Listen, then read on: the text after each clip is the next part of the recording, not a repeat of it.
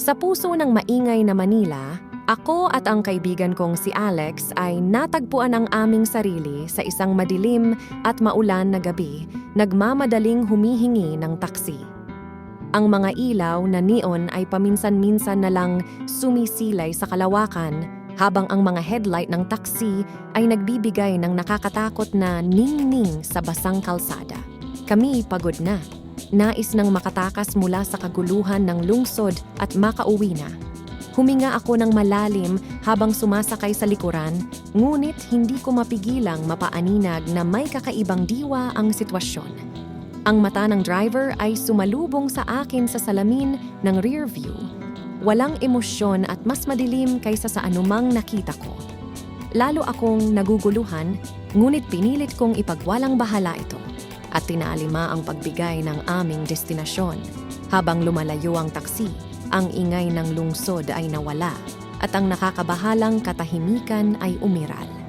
Patuloy pa rin sa pagtingin sa amin sa salamin ang mata ng driver at isang lamig ang tumakbo sa aking likuran. Lumapit si Alex at bumulong, "May kakaiba. Sundan natin ang ruta gamit ang GPS sa iyong cellphone."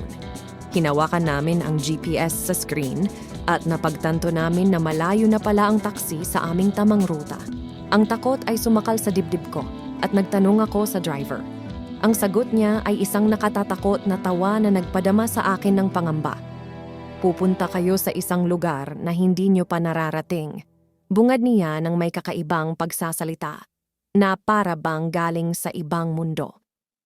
Habang kami ay papasok sa isang tahimik na lugar, ang mga gusali ay nagiging mas matanda at ang mga kalye ay lalong dumilim.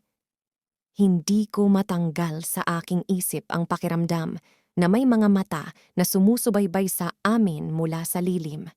Humarap ako ulit sa driver at napansin ko ang malabong, nakakabahalang ngiti sa kanyang mga labi. Nagpalitan kami ng nag-aalalang titig ni Alex. "Kailangan nating makalabas dito," bulong ko ng may kaba.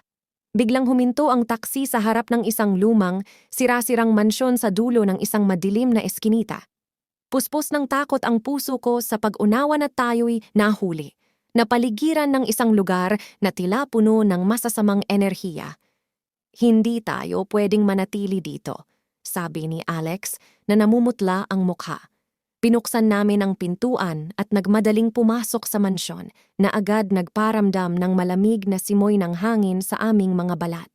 Ang atmosfera ay parang may naglalakad na hangin ng kababalaghan at hindi ko maitago ang nadama kong tayo'y mga dayuhan sa isang mundo na wala sa mga buhay. Habang naghahanap kami ng daan palabas, natagpuan namin ang isang silid na puno ng mga lumang larawan. Ang mga litrato ay nagpapakita ng mga tao na may mga mata na tila walang kaluluwa. At doon namin nakita ang isang larawan namin, kuha ilang sandali lamang ang nakakaraan sa taksi. Tinamaan ako ng matinding takot. Hindi ito simpleng biyahe sa taksi na sumablay. Ito ay isang mas malalim at mas malupit na kaguluhan. Ang driver ay tulay sa pagitan ng buhay at kamatayan, nag-aaksaya ng mga kaluluwang hindi alam ang nangyayari at iniiwan silang nakakulong sa loob ng mansyon na ito.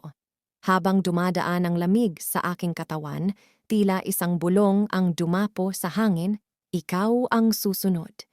Parang nagiging masikip ang mga pader sa paligid namin at mas nararamdaman ko ang masasamang puwersa na pumapaligid. Determined na makatakas, nahanap namin ni Alex ang isang lumat malalim na journal na naglalaman ng isang ritual, paraan upang sirain ang sumpa na nagdala sa amin sa lugar na ito. Upang matapos ang ritual, kailangan naming harapin ang aming mga pinakamalalim na takot at harapin ang kadiliman na sumisilay sa amin. Sa kabila ng aming takot, sinimulan namin ang ritual. Sa pamamagitan ng tapang na sumibol mula sa desperasyon, hinarap namin ang masamang enerhiya, determinadong palayain ang aming mga sarili mula sa mapanirang kapangyarihan na ito. Sa puso mismo ng mansyon, humarap kami sa espiritong tila hindi totoong driver dati. Sa kasiglaang dulot ng aming desperasyon, isinagawa namin ang ritual. Pinalayas ang masamang enerhiya patungo sa mundo kung saan ito nababagay. Nagulat ang mansyon at ang mga larawang naglalaman ng mga alaala ay naglaho na parang abo. Hawak ang dibdib at hinahangal, natagpuan namin ang aming sarili sa labas, sinasalubong ng liwanag ng pagsikat ng araw. Tapos na ang panggigipit. Nakatakas na kami sa hawak ng nakakatakot na biyahe sa taxi. Taon nang lumipas. At kami ni Alex ay patuloy na nagkukuwento ng nakakatakot na pangyayari sa iba, isang babala tungkol sa malalim na kadiliman na nagmumukhang ordinaryo sa mga kalsada ng Manila. Ang mga biyaheng taksi sa hating gabi ay maaaring tila karaniwan, ngunit kung minsan ay maaari ka ring dalhin sa isang daigdig ng pangamba na kayang lampasan lamang ng mga taong may matinding tapang.